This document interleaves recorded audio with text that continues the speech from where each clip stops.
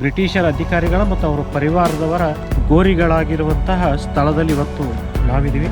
1ರಿಂದ 64 ಗೋರಿಗಳು ಇಲ್ಲಿವೆ. ಪ್ರತಿ ಗೋರಿಗಳ ಮುಂದೆ ಸಂಖ್ಯೆಗಳಿವೆ. ಈ 64 ಗೋರಿಗಳಲ್ಲಿ ತುಂಬ ವಿಶೇಷವಾಗಿ ನೀವು ನೋಡ್ಬೋದು, ಒಂದು ಗೋರಿ ರೀತಿ ಒಂದು ಗೋರಿಗಳಿಲ್ಲ. ತಮ್ಮದೇ ಆದ ವಾಸ್ತುಶೈಲಿಯನ್ನು ಹೊಂದಿದ್ದು ವಿಶಿಷ್ಟವಾದ ಗೋರಿಗಳ ಸಮೂಹ ಇದು. ಈ ಗೋರಿಗಳನ್ನು ನೋಡಲಿಕ್ಕೆ ವರ್ಷದಲ್ಲಿ ಅನೇಕ ಜನ ಇಂಗ್ಲೆಂಡಿಂದ ಮತ್ತು ಬೇರೆ ಬೇರೆ ದೇಶಗಳಿಂದ ಬರ್ತಾರೆ. ಕಲಾದಗಿ ಅನೇಕ 4 ಪ್ರಮುಖ ರಸ್ತೆಗಳನ್ನು ಸಂಪರ್ಕಿಸುವಂಥ ಮುಖ್ಯ ಕೇಂದ್ರ. ಇಂದು ನೀನು ಹೋಗು, ನಾಳೆ ಬಂದು ನಿನ್ನನ್ನು ಸೇರಿಕೊಳ್ಳುತ್ತೇನೆ ಅನ್ನುವಂಥ ಅರ್ಥದ ತುಂಬ ದುಃಖದ ನೋವಿನಿಂದ ಹೆನ್ರಿ ಲೇಸ್ಕಿಂಗ್ ತನ್ನ ಹೆಂಡತಿಗಾಗಿ ಬರೆದಂತಹ ಚರಮಗೀತೆಯನ್ನು ಈ ಒಂದು ವಿಶೇಷವಾದ ಈ ಗೋರಿ ಮೇಲೆ ನಾವು ಇದು ಕಾಣ್ಬೋದು.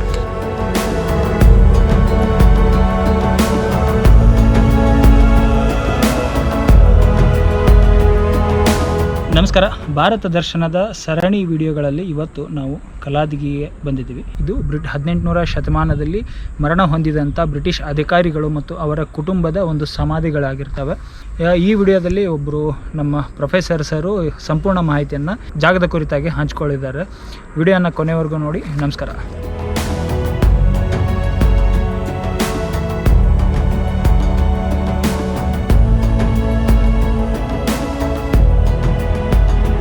ಈಗ ನಾವು ಈಗ ನಿಂತಿರುವಂಥ ಜಾಗ ಬಾಗಲಕೋಟೆ ಜಿಲ್ಲೆಯ ಕಲಾದಗಿ. 20 ವರ್ಷಗಳ ಕಾಲ ಜಿಲ್ಲೆ ಆಗಿದ್ದಂಥ ಊರು. 1864ರಿಂದ 1884 ತನಕ ಡಿಸೆಂಬರ್ 1 ತನಕ ಅಂದರೆ 20 ವರ್ಷಗಳ ಕಾಲ ಕಲಾದಗಿ ಜಿಲ್ಲೆಯಾಗಿತ್ತು. 1884 ಡಿಸೆಂಬರ್ 1 ನಂತರ ಬಿಜಾಪುರ ಜಿಲ್ಲೆಯಾಗಿ ಸ್ಥಳಾಂತರ ಆಗುತ್ತೆ. ಆ ಜಿಲ್ಲೆಯಾಗಿದ್ದ ಅವಧಿ ಒಳಗೆ ಮತ್ತು ಮುಖ್ಯವಾಗಿ ಆ ನಂತರ ಅದಕ್ಕೂ ಮೊದಲು ಇದು ಬ್ರಿಟಿಷರ ಅಧಿಕಾರಿಗಳ ಮತ್ತು ಅವರ ಪರಿವಾರದವರ ಗೋರಿಗಳಾಗಿರುವಂತಹ ಸ್ಥಳದಲ್ಲಿ ಇವತ್ತು ನಾವಿದ್ದೀವಿ. ಇದನ್ನು ಸ್ಥಳೀಯರು ಬ್ರಿಟಿಷರ ಗೋರಿಗಳು ಅಂತ ಹೇಳ್ತಾರೆ, ಪೆರಂಗಿಯರ ಗೋರಿಗಳು ಅಂತ ಹೇಳ್ತಾರೆ. ಅನೇಕ ಬ್ರಿಟಿಷ್ ಆಫೀಸರ್ಸ್ ಮತ್ತು ಅವರ ಪರಿವಾರದವರ ಮಕ್ಕಳ ಗೋರಿಗಳನ್ನು ನಾವು ಈಗ ಇಲ್ಲಿ ನೋಡ್ಬೋದು. 1ರಿಂದ 64 ಗೋರಿಗಳು ಇಲ್ಲಿವೆ. ಪ್ರತಿ ಗೋರಿಗಳ ಮುಂದೆ ಸಂಖ್ಯೆಗಳಿವೆ, 1, 2 ಹೀಗೆ ಒಟ್ಟು 64 ಗೋರಿಗಳಿವೆ. 1864ರಿಂದ 84 ತನಕ 20 ವರ್ಷ ಇದು ಜಿಲ್ಲೆಯಾಗಿತ್ತು ಅಂತೇನು ಮೊದಲೇ ಹೇಳಿದೆ. ಬಟ್ ವಿಶೇಷ ಅಂದರೆ 1822ರಲ್ಲೇ ಕಲಾದಗಿಯೊಳಗೆ ಬ್ರಿಟಿಷರ ಸೈನ್ಯ ಇರ್ತದೆ. ಮದ್ರಾಸ್ 31 ರೆಜಿಮೆಂಟ್ ಮತ್ತು 30 ರೆಜಿಮೆಂಟ್ 2 ರೆಜಿಮೆಂಟ್ಗಳು ಕಲಾದಗಿಯಲ್ಲಿ ಸೈನ್ಯದ ತುಕಡಿಗಳು, ಕನ್ನಡದಲ್ಲಿ ಹೇಳೋದಾದರೆ ಆ ತುಕಡಿಗಳು ಕಲಾದಗಿಯಲ್ಲಿ ಇರ್ತವೆ. ಇದನ್ನು ಒಂದು ಮುಖ್ಯ ಸೈನ್ಯದ ನೆಲೆಯನ್ನಾಗಿ ಕಲಾದಗಿಯನ್ನು ಮಾಡ್ಕೊಂಡಿರ್ತಾರೆ. ಹೀಗಾಗಿ ಕಲಾದಗಿ ಭಾಳ ಬ್ರಿಟಿಷರ ಅಧಿಕಾರದ ಅವಧಿಯಲ್ಲಿ ಭಾಳ ಇಂಪಾರ್ಟೆಂಟ್ ಪ್ರಮುಖ ಸ್ಥಳ ಅಂತೇಳಿ ನಮ್ಗೆ ಗೊತ್ತಾಗುತ್ತೆ. 1822ರಲ್ಲೇ ಅವರು ಇಲ್ಲಿದ್ದರು ಅನ್ನಲಿಕ್ಕೆ ಸಾಕ್ಷಿ ಅಂತಂದರೆ ನಮಗೆ ಅನೇಕ ದಾಖಲೆಗಳು ಸಿಗ್ತವೆ. ಮುಖ್ಯವಾಗಿ ಇಲ್ಲಿನ ಪ್ರಾರಂಭದಲ್ಲಿ ಗೋರಿಗಳು ನಮ್ಗೆ ಸಿಗೋದೇ 1822, 23 ನಂತರ ಗೋರಿಗಳು ಪ್ರಾರಂಭ ಆಗ್ತದೆ. ಸೊ ಇದರಿಂದ ನಮ್ಗೆ ಗೊತ್ತಾಗುತ್ತೆ 1822ಕ್ಕೆ ಅಂದರೆ ಜಿಲ್ಲೆಯ ಮೊದಲು ಸಹ ಕಲಾದಗಿ ಭಾಳ ಪ್ರಮುಖ ಸ್ಥಳ ಆಗಿದ್ದು ಬ್ರಿಟಿಷರು ಇದ್ದರು ಅಂತೇಳಿ ನಮಗೆ ಗೊತ್ತಾಗ್ತದೆ. 1822ರಿಂದ 1874, 75 ತನಕ ಇಲ್ಲಿ ಗೋರಿಗಳು ಕಾಣ್ತದೆ. ಆ ಅವಧಿಯಲ್ಲಿ ಸತ್ತಂಥ ಬ್ರಿಟಿಷ್ ಅಧಿಕಾರಿಗಳ ಮತ್ತು ಅವರ ಪರಿವಾರದವರ ಗೋರಿಗಳು ಮಾತ್ರ ಇಲ್ಲಿ ನಮಗೆ ಸಿಗ್ತದೆ. ಈ 64 ಗೋರಿಗಳಲ್ಲಿ ತುಂಬ ವಿಶೇಷವಾಗಿ ನೀವು ನೋಡ್ಬೋದು, ಒಂದು ಗೋರಿ ರೀತಿ ಒಂದು ಗೋರಿಗಳಿಲ್ಲ. ತಮ್ಮದೇ ಆದ ವಾಸ್ತುಶೈಲಿಯನ್ನು ಹೊಂದಿದ್ದ ವಿಶಿಷ್ಟವಾದ ಗೋರಿಗಳ ಸಮೂಹ ಇದು. ಅನೇಕ ವಿಶೇಷತೆಗಳು ಈ ಗೋರಿಗಳಲ್ಲಿವೆ. ಈ ಗೋರಿಗಳನ್ನು ನೋಡಲಿಕ್ಕೆ ವರ್ಷದಲ್ಲಿ ಅನೇಕ ಜನ ಇಂಗ್ಲೆಂಡಿಂದ ಮತ್ತು ಬೇರೆ ಬೇರೆ ದೇಶಗಳಿಂದ ಬರ್ತಾರೆ. ಅವ್ರು ಯಾರಪ್ಪ ಅಂತಂದರೆ ಆ ದಿನಗಳಲ್ಲಿ ಅಂದರೆ ಕಲಾದಗಿಯಲ್ಲಿ ಬ್ರಿಟಿಷ್ ಅಧಿಕಾರ ನಡೆಯುತ್ತಿದ್ದ ಸಂದರ್ಭದಲ್ಲಿ, ಬ್ರಿಟಿಷರಿದ್ದ ಸಂದರ್ಭದಲ್ಲಿ ತೀರಿಕೊಂಡಂಥ ವ್ಯಕ್ತಿಗಳ ಕುಟುಂಬಸ್ಥರು ಕಲಾದಗಿಗೆ ಅವರ ಗೋರಿಗಳ ಸಂಬಂಧಿಕರ ಗೋರಿಗಳನ್ನು ನೋಡಲಿಕ್ಕೆ ಈ ಸ್ಥಳಕ್ಕೆ ಬರ್ತಾ ಇರ್ತಾರೆ. ವರ್ಷದಲ್ಲಿ ಒಂದು 5-6 ಕುಟುಂಬರು ಬಂದು ಇಲ್ಲಿ ಅವ್ರ ಸಂಬಂಧಿಕರ ಗೋರಿಗಳೇನಾದರೂ ಇದೆಯಾ ಅಂಥೇಳಿ ಹುಡುಕೊಂಡು ಹೋಗ್ತಾರೆ. ಇದು ಇನ್ನೊಂದು ಪ್ರಮುಖವಾಗಿ ಕಲಾದಗಿ ಹೆಸರು ಜಿಲ್ಲೆಯಾಗಿ ಮತ್ತು ಆನಂತರ ಗುರುತಿಸ್ಕೊಳ್ಳೋದು ಹಲಗಲಿಯ ಬಂಡಾಯದಲ್ಲಿ. ನಿಮಗೆಲ್ಲ ಗೊತ್ತಿರೋ ಹಾಗೆ ಸ್ವತಂತ್ರ ಭಾರತದ ಮೊಟ್ಟಮೊದಲ ಜನಸಾಮಾನ್ಯರ ಹೋರಾಟ ಸಿಪಾಯಿ ದಂಗೆಯ ನಂತರ ಇಡೀ ದೇಶಕ್ಕೆ ಒಂದು ದೊಡ್ಡ ಬಂಡಾಯ. ನಿಶಸ್ತ್ರೀಕರಣ ಕಾಯ್ದೆ, ಯಾರೂ ಶಸ್ತ್ರಗಳನ್ನು ಇಟ್ಕೋಬಾರ್ದು ಅಂತೇಳಿ ಬ್ರಿಟಿಷರ ಒಂದು ಕಾಯ್ದೆಯನ್ನು ತಂದಾಗ ಇಡೀ ದೇಶದಲ್ಲಿ ಮೊಟ್ಟಮೊದಲು ಸಿಡಿಲೆದ್ದವರು ನಮ್ಮ ಹಲಗಲಿಯ ವೀರ ವಾಲ್ಮೀಕಿ ಸಮುದಾಯದ ಅಥವಾ ಬೇಡ ಸಮುದಾಯದ ವೀರರು ಮತ್ತು ವೀರೆಯರು. ಅವರ ಹೋರಾಟದ ಫಲ ಹಲಗಲಿ ಬಂಡಾಯಲ್ಲಿ ನಡೀತದೆ.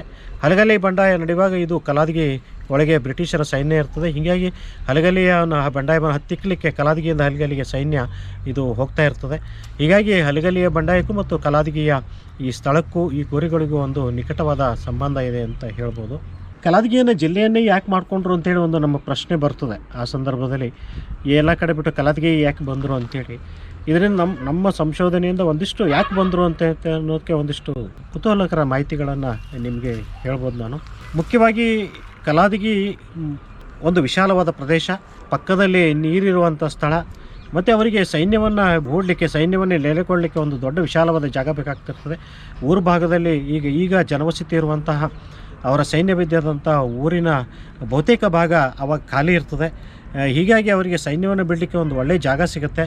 ಜೊತೆಗೆ ನೀರಿಗಾಗಿ ಪಕ್ಕದಲ್ಲಿ ನದಿ ಹರಿತಿರ್ತದೆ. ಇನ್ನೊಂದು ಮುಖ್ಯವಾಗಿ ಭಾಳ ಗಮನಿಸಬೇಕಾದ ಒಂದು ಅಂಶ ಅಂತಂದರೆ ರಸ್ತೆಗಳ ಮಾರ್ಗ.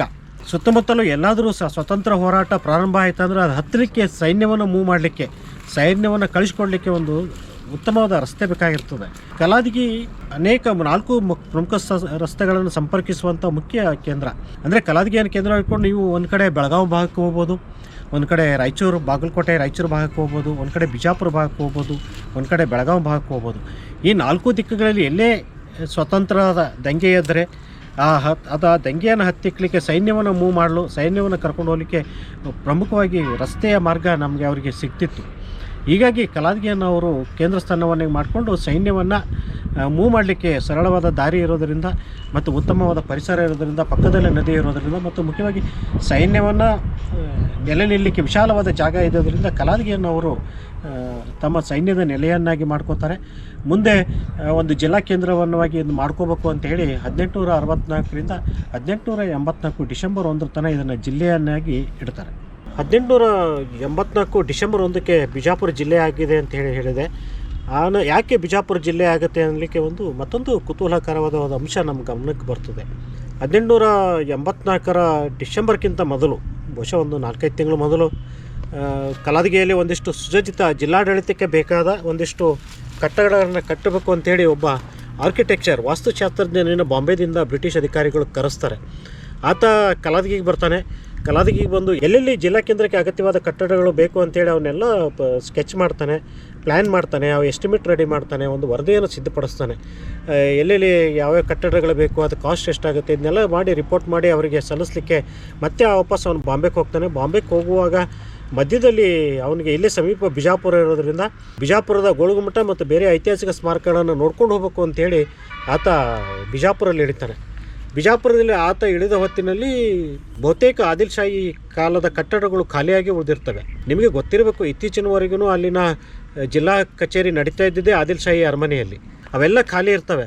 ಅದಕ್ಕೆ ಆತ ಏನು ಮಾಡ್ತಾನೆ, ಇಷ್ಟೆಲ್ಲ ದುಡ್ಡು ಕೊಟ್ಟು ಕಲಾದಗಿಯಲ್ಲಿ ಕಟ್ಟಡಗಳನ್ನು ಕಟ್ಟೋ ಬದಲಿ ಜಿಲ್ಲಾ ಕೇಂದ್ರವನ್ನೇ ಇಲ್ಲಿ ಖಾಲಿ ಇರುವಂಥ ಹೆಂಗೂ ಕಟ್ಟಡಗಳು ಬಿಜಾಪುರದಲ್ಲಿ ಖಾಲಿ ಇವೆ, ಅವುಗಳಿಗೆ ಸ್ಥಳಾಂತರ ಮಾಡಿದರೆ ಉಪಯೋಗ ಆಗುತ್ತೆ ಅಂಥೇಳಿ ಒಂದು ಐಡಿಯಾವನ್ನು, ಒಂದು ವಿಚಾರವನ್ನು ಅವರು ಬ್ರಿಟಿಷ್ ಆಫೀಸರ್ಗೆ ಹೇಳ್ತಾನೆ. ಅವ್ರಿಗೂ ಅದು ಸರಿ ಅನಿಸುತ್ತೆ. ಆ ಲಕ್ಷಗಟ್ಟಲೆ ಹಣ ಕಟ್ಟಿ ಇಲ್ಲಿ ಕಟ್ಟೋ ಬದಲಿ ಅಲ್ಲಿ ಖಾಲಿ ಇರುವ ಕಟ್ಟಡಗಳನ್ನು ಬಳಸ್ಕೋಬೋದು ನಮ್ಮ ಆಡಳಿತಕ್ಕೆ.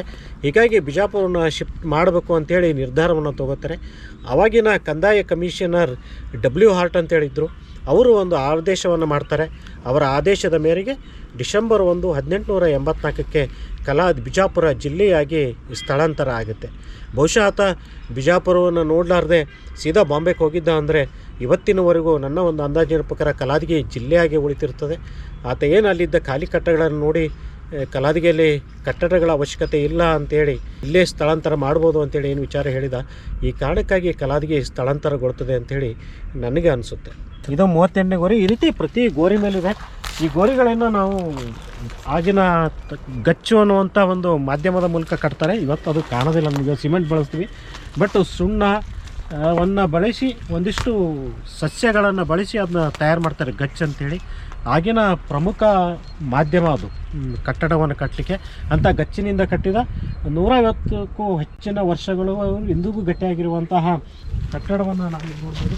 ಇನ್ನೊಂದು ದುರಂತ ಅಂದರೆ ಇಲ್ಲಿ ನೀವು ನೋಡ್ಬೋದು, ಇಲ್ಲಿ ಕೆತ್ತಿರುವಂಥದ್ದು ಈ ಗೋರಿಯಲ್ಲಿ ಮಾಹಿತಿ ಫಲಕ ಇದೆ. ಅಂದರೆ ಈ ಗೋರಿ ಯಾರ್ದು, ಆತ ಏನು ಮಾಡ್ತಿದ್ದ, ಯಾವಾಗ ಸತ್ತ, ಹೀಗೆ ಅವನು ಏನು ಕೆಲಸ ಮಾಡ್ತಿದ್ದ ಎಲ್ಲ ಸಂಪೂರ್ಣ ವಿವರವನ್ನು ಇಲ್ಲೊಂದು ಫಲಕ ಇರ್ತದೆ. ಆದರೆ ದುರದೃಷ್ಟವಶಾತ್ ನಿಧಿ ಆಸೆಗಾಗಿ ಒಳಗಡೆ ಏನೋ ಇಟ್ಟಿರ್ತಾರೆ ಅನ್ನೋ ಕೆಟ್ಟ ಆಲೋಚನೆಯಿಂದ ಈ ಕಲ್ಲನ್ನು ಕಿತ್ತು ಎಸೆದಿದ್ದಾರೆ. ಈ ರೀತಿ ಬಹುತೇಕ ಗೋರಿಗಳ ಕಲ್ಲುಗಳನ್ನು ನಾವು ಇವತ್ತು ಕಾಣಲಿಕ್ಕೆ ಸಾಧ್ಯ ಆಗೋದಿಲ್ಲ. ಅದನ್ನು ಧ್ವಂಸ ಮಾಡಿರುವಂಥ ಒಂದು ವಿಕೃತ ಮನಸ್ಥಿತಿಯವರ ಕೆಲಸ ಸಹ ಈ ಐತಿಹಾಸಿಕ ಸ್ಥಳದಲ್ಲಿ ಆಗಿರೋದಂಥದ್ದನ್ನ ನಾವು ನೋಡ್ಬೋದು. ಒಂದು ಅಪರೂಪದ ಗೋರಿ ಮುಂದೆ ಈಗ ನಾವು ನಿಂತಿದ್ದೀವಿ. ತಾಯಿ ಮತ್ತು ಮಗಳ ಗೋರಿಗಳು ಇಲ್ಲಿದೆ. ಈ ಗೋರಿಗಳ ಸಮೂಹದಲ್ಲಿ ಇರುವಂಥ ತುಂಬ ವಿಶೇಷವಾದ ಗೋರಿಗಳಿವಿದು. ಇದ್ರ ಮೇಲೆ ನೀವು ಒಂದಿಷ್ಟು ಅಕ್ಷರಗಳನ್ನು ನೀವು ಕಾಣ್ತೀರಿ. In memory of Mary Ann King, wife of Henry Rice King ಅಂತೇಳಿ. ರೈಸ್ ಕಿಂಗನ ಹೆಂಡತಿಯ ಗೋರಿ ಇದು.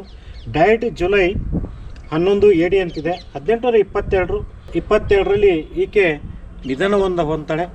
ಹೆಂಡತಿಯನ್ನು ಕಳೆದುಕೊಂಡ Henry Reece King Paulona Reece King ಅಂತೇಳಿ ಆಕೆಯ ಮಗಳನ್ನು ಕೇವಲ 6 ತಿಂಗಳ ಅವಧಿಯಲ್ಲಿ ಆಕೆಯ ಮಗಳನ್ನು ಕಳ್ಕೊತಾನೆ.